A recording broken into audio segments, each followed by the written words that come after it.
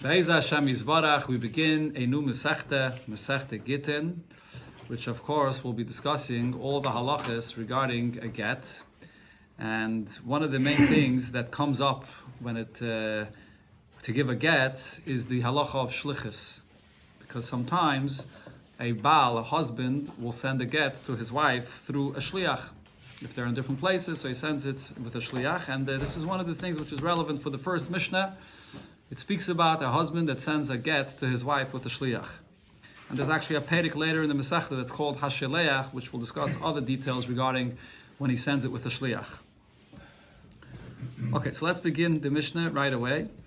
And then I'll share you a beautiful vart. I'll share with you a beautiful vart from the Rebbe, benegeh to why the Masechta begins with this halacha of a shliach delivering a get. It's very interesting because you will learn this Masechta with Eibish's help, and we'll come to the last perek of the Masechta. Only in the last perek does it discuss the certain basic halachas of how you write a get, what you do write in a get, what you don't write in a get, and so on. You would expect that you start a Masechta like this. So the first thing is, let it tell us the basic halachas of how you write it, and then from there we can go about how it's given, and then if it has to be given through a shliach. But instead, the Masechta starts right away with the halacha of a person that's giving a get, or sending rather, a get to his wife through a shliach. So why it begins, dafka, with this halacha, so we'll see soon. But let's first begin to see what the first Mishnah speaks about. Zog the Heilige Mishnah, Hamevi get mimedina sayam. A shliach that's bringing a get from Medina Sayam, from overseas. Rashi actually says, when it says in the Mishnah Medina Sayam, it refers to all of Chutz La'aretz. This get is being delivered from any location in Chutz La'aretz to Eretz Yisrael. Taisus over here says the Mishnah uses the term Medina Sayam because it wants you to understand that we're talking about a place which is distant. Not a place which is, the get is not being brought from an area which is right near Eretz Yisrael, but from a place that's distant. That's the expression of Medina Sayam, which literally means overseas. So this get that's being brought by this shliach, tzarech sheyaymar, so before he gives it to the isha, to the woman, so he has to say, b'fanei nichtav, b'fanei nechtam, that this get was written in my presence and was signed in my presence. He's testifying that this get is 100% kosher. Now, why this shliach has to testify this, and what would be the concern if he would not say this, we'll see in the Gemara. This is what he has to say. Now Rashi clarifies what kind of a shliach are we talking about. There are two types of shluchim. There's really three, but generally speaking, there's two types of shluchim that could be delivering a get. There's what's called a shliach lekabbalah, when the wife sends a shliach to receive the get on her behalf. So the moment the get comes into this person's hands, she's divorced. He's representing her. So it comes into his hands, it's like she received it. That's not what our Mishnah is talking about. Our Mishnah is talking about a shliach which was sent by the husband to deliver the get to the isha. So when he delivers the get, she's not divorced until the get enters into her hands. Before he gives it to her, he has to say that I saw the get the way it was written, the way it was signed, and then he gives her the get. This is a takana of the Chachamim. No. Shliach HaKabbalah does not have to say that, and the reason for this we'll see later, comes up later in the Masechta, why not. Sagt the Mishnah weiter, Rabbi Gamliel says that this halacha applies af hamevi min harekem u'min hacheger. Even a get that's brought from a very close distance to Eretz Yisrael, from a place of rekem and cheger, which is right outside the border of Eretz Yisrael. The Gemara refers to this as smuchais, cities that are very near Eretz Yisrael, and people may even be traveling very often from one place from Eretz Yisrael to these cities of rekem and cheger. But still, it's outside Eretz Yisrael, the get delivered from there, you also have to say, b'fanei nichtav, b'fanei nechtam. Rabbi Eliezer adds even furthermore, afilu mikfar ludim lulud. Even a get that's being brought from a village that's called kfar ludim, and it's being brought to the city of Lud, even then, you will have to testify that it was written and signed in front of me, in front of the shliach that brings the get. According to Rashi, we'll see later in the Gemara, Kfar Ludim and Lud is not only very close to Eretz Yisrael, but it's actually a town or a village that was surrounded from all its three sides with cities of Eretz Yisrael. The Gemara calls it muvla'is. It's sort of swallowed or absorbed by borders on all its sides from Eretz Yisrael. So it's physically, it's literally outside Eretz Yisrael. But it's almost mamish like part of Eretz Yisrael because it's all sides are surrounded by Eretz Yisrael. But nevertheless, you still will have to testify regarding this get that you bring because of this takana that you're bringing a get from outside Eretz Yisrael to Eretz Yisrael. The Chachamim say, you did not have to testify that it was written and signed in front of you, unless you're bringing from Medina Sayam, like the Tanakama said. And the Chachamim add, not only when it's brought from Medina Sayam to Eretz Yisrael, but also in the opposite direction. A get that's being delivered from Eretz Yisrael to Medina Sayam, you also, the Shliach will also have to testify that it was written and signed in front of him. That's what the Chachamim seem to be adding over here. The Gemara will discuss this, what exactly the Chachamim are adding to the Tanakama. Another thing the Chachamim say here, V'hamevi mi-medina le-medina bi-medina sayam. A get that's delivered from one country to another country overseas, somewhere out in Chutz La'aretz, somewhere outside Eretz Yisrael. This halacha of b'fanei nichta, b'fanei nechtam applies as well. Tzarech sheyayim and b'fanei nichta, b'fanei nechtam. Rabbi Shimon Gamliel adds even furthermore, if a get is being brought not just from one country to another, but if it's being brought from one district to another district, Hagmanya literally means you have two different governors or two different jurisdictions, which they sort of are separated, and people don't usually travel from one to another. So because the different cities that are separated and there's no constant travel between one another, so this halacha that when you deliver the get, you have to testify about the kashrus of the get applies as well. Again? The Hamagmanya Lagmanya, well, the simple pshat is that it's talking about Chutz La'aretz. We'll see the Gemara later, and Davdal will discuss this. Rabbi Yehuda says, so we had in the beginning of the Mishnah the discussion of those places that are very close to Eretz Yisrael, whether it's considered to be like outside Eretz Yisrael, or because it's so close, do we consider it to be like a get that's being brought within Eretz Yisrael itself? So Rabbi Yehuda says, here are the borders of Eretz Yisrael on all of its sides. Mei Rekem leMizrach, on the east of Eretz Yisrael. Rekem is the most eastern city, and from there, going out into the east, is outside Eretz Yisrael. And Rekem keMizrach, the city of Rekem itself is part of the east outside Eretz Yisrael. So if you deliver a get from Rekem into Eretz Yisrael, the Shliach will have to testify that it was written and signed properly, like the opinion of Rabbi Gamliel that was brought before in the Mishnah. Now, me Ashkelon Lidarim, from Ashkelon is on the south of Eretz Yisrael. So Ashkelon, from there going down south, that's all considered to be outside Eretz Yisrael. And Ashkelon Kedarim. Ashkelon itself is also part of the Darim, part of the cities that are outside Eretz Yisrael. Me Akai Litzafim, from Akai to the north, all the way up in the north of Eretz Yisrael. Va'akai Ketzafim, and Akai itself is considered to be part of the north outside Eretz Yisrael. Rab Meir argues regarding this last point there, regarding Akai ke'eretz Yisrael leGittin. Regarding the halachas of Gittin, specifically, not regarding other halachas, but specifically regarding the halachas of Gittin, Akai, a get that's brought from Akai into Eretz Yisrael, is considered to be like it's being delivered from one location to another within Eretz Yisrael itself.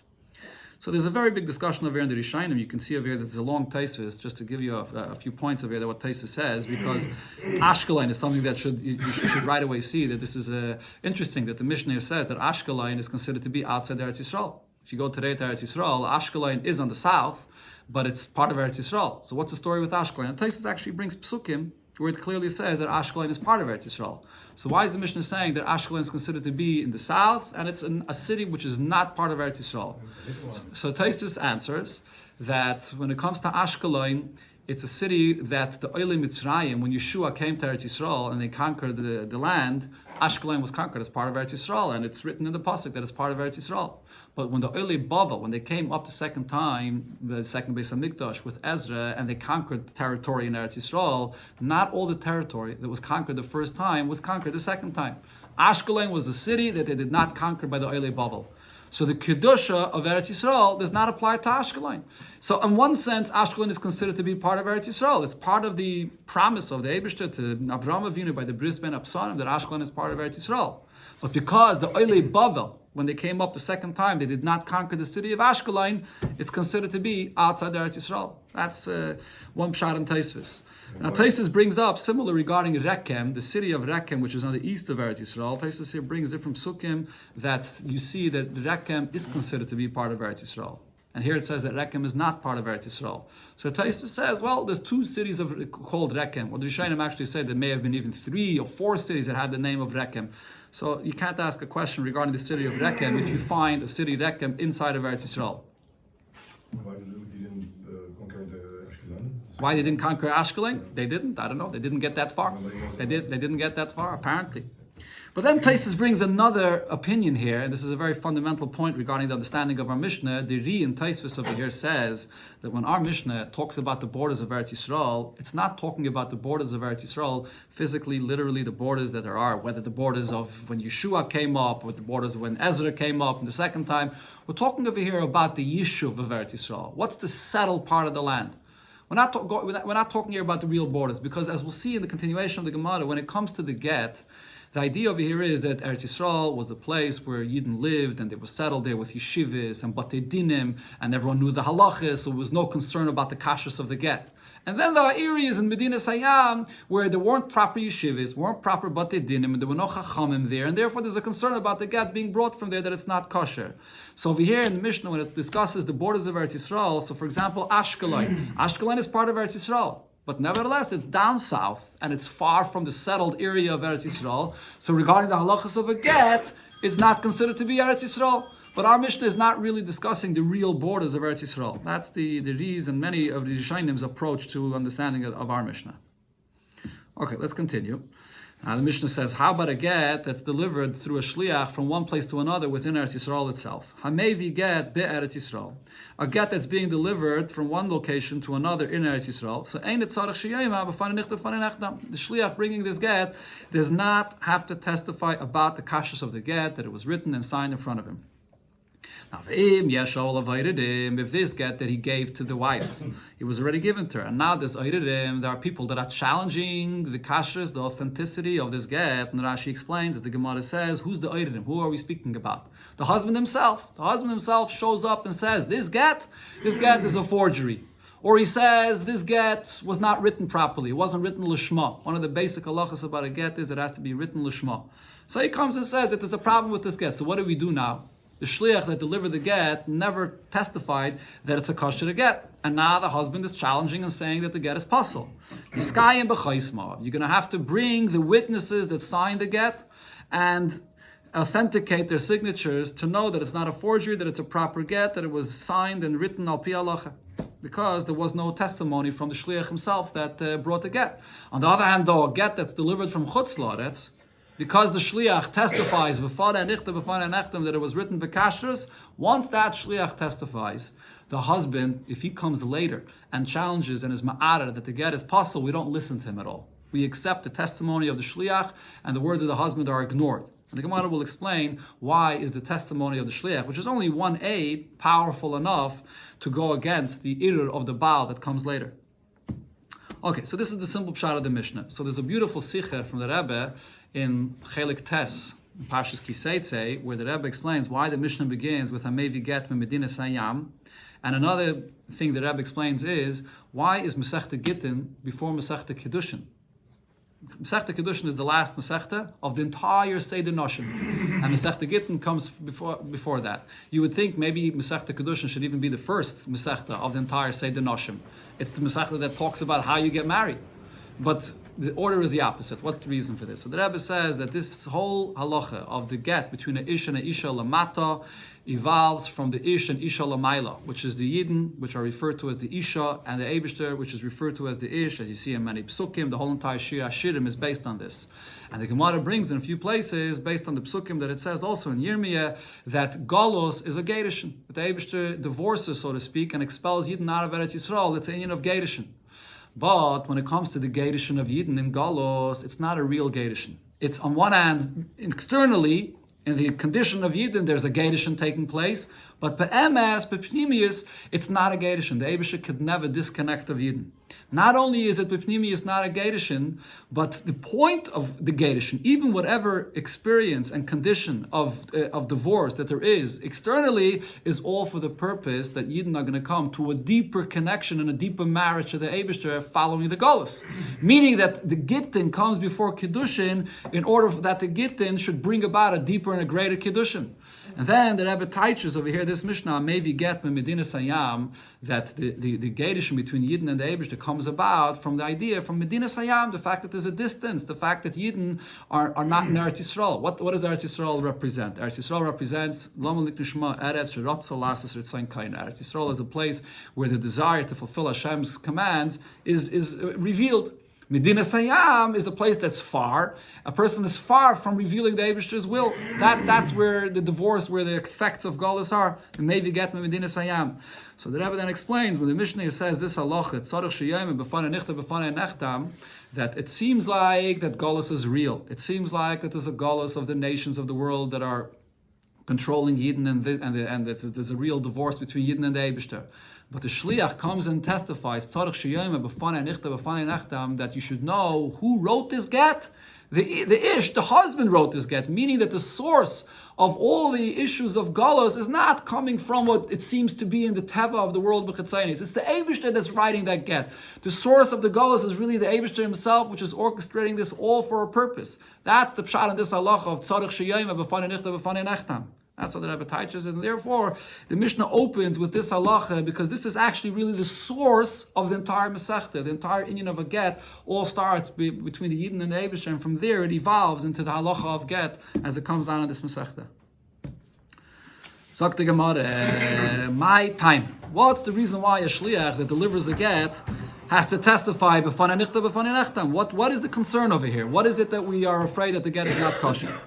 Rabbi says, Lefi she'ein b'kiyin l'shma, because the people in Chutz La'aretz are not proficient in the halachas. They don't know the halachas of l'shma. Yeah, so Rashi over here brings this expression, the people in Medina Sayam are not b'nei Torah. I mentioned before, people in Medina Sayam, and those times we're talking about people that lived outside of Eretz Yisrael. The center of all the yeshivas and Batei Dinim was in Eretz Yisrael. Outside of Eretz Yisrael, there was no center of Torah, besides Bavel, actually. The Gemara will later explain that Bavel is a different story. We're not talking here about Bavel. Rashi already in the beginning of the Mishnah says that Bavel is an exception. But besides Bavel, areas outside of Eretz Yisrael, there was no Torah. There was no yeshiva, so people didn't know the halachas. So one of the basic halachas of writing a get is, the Torah says, V'kosav lo sefer krisis, the get must be written for the sake of the woman, for the sake of Gedish. You can't just write it without having in mind Lishma.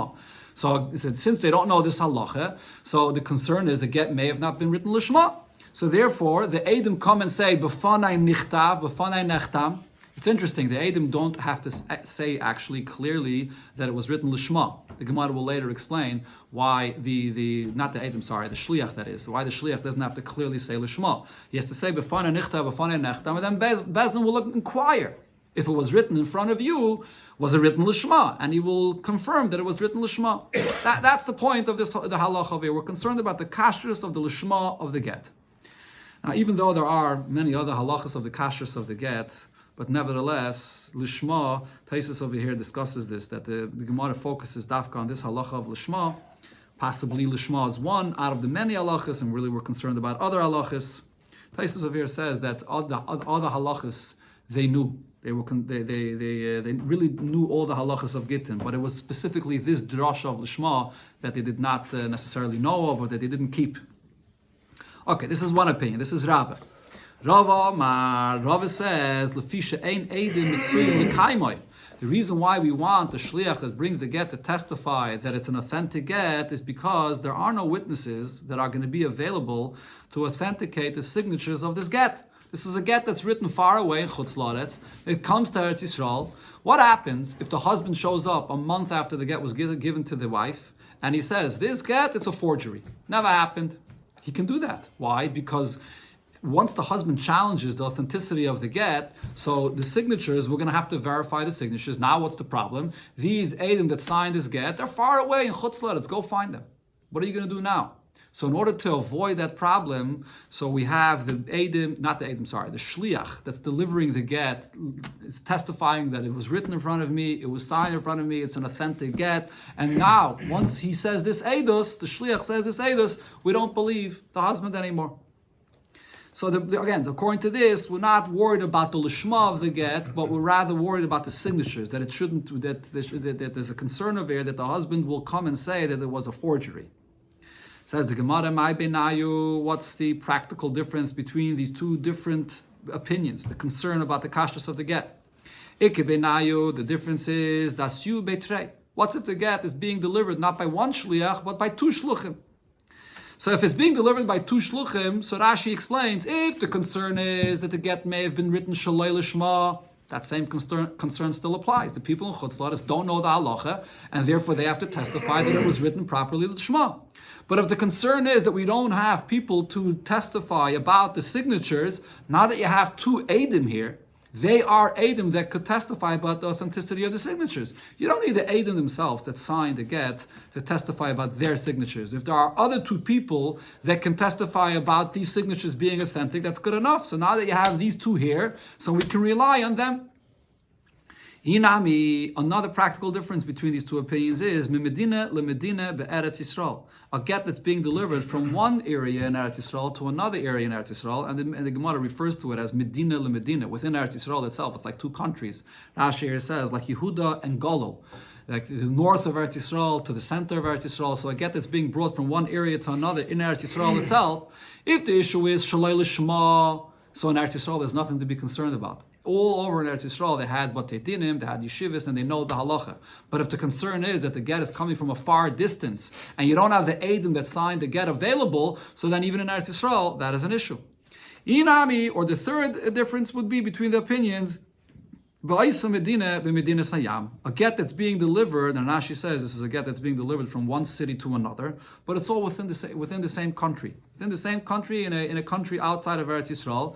So it's close enough that the Eidim are available. So if you would have to authenticate the get, if the husband comes and challenges this get, so it's not a problem. You have the Eidim right here.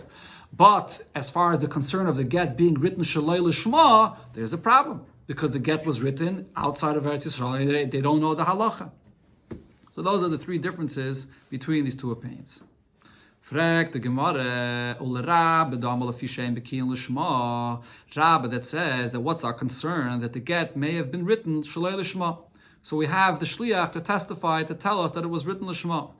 But the question is, why and how are we trusting one shliach? Liboy today, shouldn't we need two edim to testify about the kashrus of this get? Midi dahave akol edi shebetayre. This is the halacha by every single edis in the Torah. You always need two edim for this.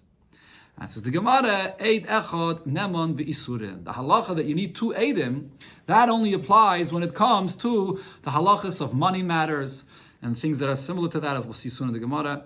But eid echad nemon beisurin, when it comes to a matter of a isur, veheter, for example, is this meat kosher? Is it not kosher? Is there chaylev here? Is there forbidden fats here or not? We rely on one mashgiach, right? You have one mashgiach in a restaurant, or you rely on one person to say an eidos about any matter of an isur.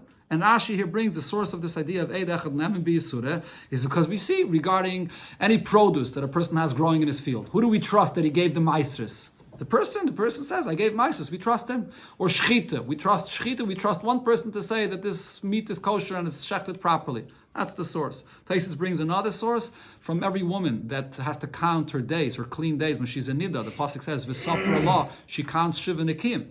So and we trust the woman herself. She's one aid, one person, and we believe her. So over here as well, the Gemara is answering because the get is not a matter of money issue where the Torah brings up the halacha of edus. It's a matter of isser, whether she's an ashes ish or not. So therefore we believe one aid. The Gemara challenges this answer. When do I say that 1/8 is believed regarding a matter of a isser? Kagain, for example, a situation where you have chaticha, safek shel chaylev, you have a piece of meat on the table, and there's a doubt about this. Is it a piece of meat that has forbidden fats in it? Safek shel shuman, or possibly it's just permitted fats. So you don't know what it is. The loy is chazek isura. There is no status of isser here, because you don't know what it is. It's either mutter or aser. So there's no chazakah, there's no status of issa here. In such a case, I believe the words of 1/8 to say that it's kosher. But over here, what are we dealing with? Is chazak isura deishes. We're talking about a situation that we know for a fact that this woman is an eishes. So there's a prior status, a chazakah, that she is an eishes. And now you want to give her a heter, you want to give her a get to remove that status. If so, have a davisha be'erve, this falls into the category of a davisha be'erve. Davisha be'erve means a matter of eishes ish, a matter of a forbidden or permitted relationship. Could she get married to someone else? When it comes to a davar shebe'erve, here the rule is ve'ein davar shebe'erve pachis mishnayim. Regarding a davar shebe'erve, you also need 2 edim, just like a money matter. And this is learned out from Gzeda Shava. We actually learned this in Masechta Saita, that the term davar, that it says by money, al pishnayim edim yakum davar, and the term davar that it says by davar shebe'erve, that you have to have 2 edim. So if so, the question comes back that you need 2 edim over here to let us know that this get is kosher. So there are 2 versions over here in the Gemara. If you see have a davar shebe'erve, some are greatest in the Gemara, vi have a davar shebe'erve. So according to some Rishonim, the Gemara is actually asking 2 questions. One question is asking, even if it was not a davar shebe'erve, the very fact that there's a chazakeh of Isser, in our case, there's a prior status of Isser, so 1/8 is not believed. And that would be true regarding any Isser. The only time we believe one person to say that this meat is kosher, if there was no prior status of Isser. The moment there's a prior status of Isser, we don't believe 1/8. And Rashi here actually explains, you may ask, if that's the case, when it comes to shechita, how can we believe 1/8 that this animal was shechted properly? There's a prior status of Isser. If you eat the animal before it's shechted, when it's alive, it's aser. Every minachai, it's not shechted. So how can you believe 1/8 for shechita? So Rashi here brings up a concept that the Gemara speaks about in other places, that there's something called biyadai. If it's in my hands to shecht it properly, and every yid theoretically could learn and shecht properly, so then we believe even 1/8, even when there is a status, a prior status of Isser, even when there's a chazakah. But that's an exception, because it's biyadai. If it's not something though in your hands to make kosher, if there's a prior status of Isser, so then the Eid Echad is not believed. That's one question of the Gemara. And then the Gemara is asking a second question. If you guide us in the Gemara, have a davar shebe'erve with a vav, the Gemara is asking, besides the fact that there's a prior status of Isser, when it comes to a davar shebe'erve, when it comes to a matter of whether this woman is an Eshes Ish or not, either way you must have 2 edim to establish whether the get is a get or not. So therefore, the question comes back, how are we trusting one shliach to testify about the kashrus of this get? So the Gemara answers, Roiv, Biki, and Hein. That the truth is, even in Chutz La'aretz, where there's no yeshivas and there's no batei dinim, but nevertheless, most people know the halacha that a get has to be written lishma. And the Gemara adds even more, Va'afilu Rab Meir. Now, even according to Rab Meir, that holds the chayish l'miyuta, he's concerned even about a miyut. Usually we know we follow the majority, but Rab Meir's opinion is that when there's a minority that does not know the halacha, we have to be concerned about that minority. So over here, there's a minority of people that don't know the halacha of l'shma. We still minat should be concerned about that. But nevertheless, even according to Rab Meir, who writes a get? Stam, a simple person in the street, writes a get? No. You have to have a special scribe in the Bezdin that goes and writes the get. So who that scribe that's writing the get knows the halacha. Stam, Sifri, Didaini, Migri, Gemini. You could rely on the scribe knowing the halacha that the get has to be written l'shma. So basically, the point the Gemara is saying is the concern that Rabbi said, Ein B'kiyin l'shma, minat Torah, this is not a concern. Because the Sefer that's writing the get knows the halacha. The Rabbanan who da'atzroch. The Rabbanan were the ones that created a special stringency and required for the shliach to say the edus that the get was written l'shma. Why did the Rabbanan require this? So Rashi here explains, because it is possible that a person might pick up a get without a sefer every writing the get. What happens if you have 2 people that have this may not be so common, but what happens if you have 2 people that have the same names? 2 people, Rashi brings 2 people have the same name and their wives have the same name, and one person wrote a get, and then another person finds his get thrown out in the garbage, and he picks it up and he says, oh, perfect, this is exactly what I was looking for. And he wants to use this get, and it wasn't written l'shma. So the sefer knows the halacha, but he found his get and he's going to use it, and it wasn't written l'shma. That's the concern over here. So the Rabbanan require this. That's Rashi's pshat. Tosfos actually asks on this. Tosfos says, how common could such a thing be? 2 people with the same name and he finds the right get that he wants to use. Tosfos says the concern is a bit different over here. Tosfos' approach on this sugya is that really we're not concerned that the get was written shalei l'shma, but what we are concerned about is what happens if the husband himself shows up and he challenges the kashrus of the get, and the husband says this get was written shalei l'shma. Yes, I know people know the halachas, but I'm telling you that this get was written shalei l'shma. If the husband will come and say that, so then it'll be a problem. We'll have to listen to what he's saying, and we're going to have to verify the kashrus of the get. So it's when the Gemara says Rabbanan da'atzrach, what it's saying according to Tosfos is we're not really concerned about the kashrus of the lishma of the get, but what we're worried about is the husband challenging and saying so. Once the husband says so, we have to listen to him. We have to take that into account, and we're going to have to authenticate the get. And therefore, over here, v'hacha mishum iguna akilu barabanan. So because this is a situation of an aguna, we don't want this woman to be stuck with this get, where she won't be able to get married to someone else, and there's going to be a problem with the kashas of this get. So in order for her not to be stuck, Chachamim were lenient and said that we trust one aid. If this was a requirement, minat Torah, that you have to testify, so then you have to have two aidim. But because this whole requirement to say that the get is kosher is all just midrabanan, so therefore they relied on one aid, on the shliach himself, to say that the get is kosher. That's the conclusion of this inyan. Okay, the Gemara will continue here. We'll see the Gemara continues asking that why is the shliach believed more than the husband? What happens if the husband shows up later? So then the husband should be believed. We'll see the Gemara will explain this in the Amshach of here. Okay.